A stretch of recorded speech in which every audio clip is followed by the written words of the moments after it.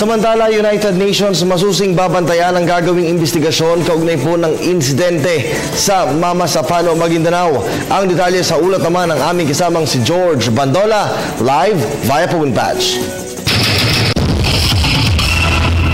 Kirby, naglabas kayo ng pahayag ang United Nations sa Manila na babantayan nito at masusunod itong imomonitor ang mga pangyayari kaugnay ng investigasyon ng Mama Sapano, Maguindanao incident.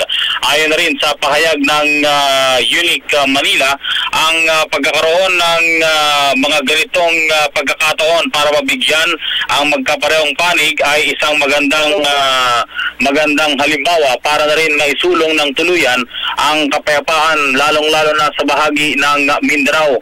Ang United Nations ay nakikisa sa pakikidalamhati sa sambayanang Filipino sa nangyaring insidente sa Mama Sapano noong January 25 at patuloy nitong ibinibigay ang kanyang condolences sa mga naapektuhang pamilya.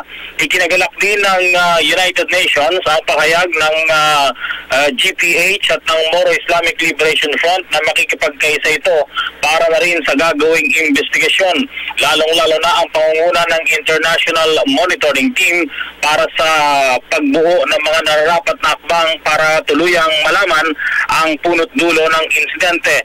Samantala, sinabi rin ng UNIC Manila na hahanda ang UN Peace Building Fund na magkaloob ng mga panibagong pagkakataon, mga resources para makatulong din sa isasagawang investigasyon. Para sa Telebisyon ng Bayan, George Bandola.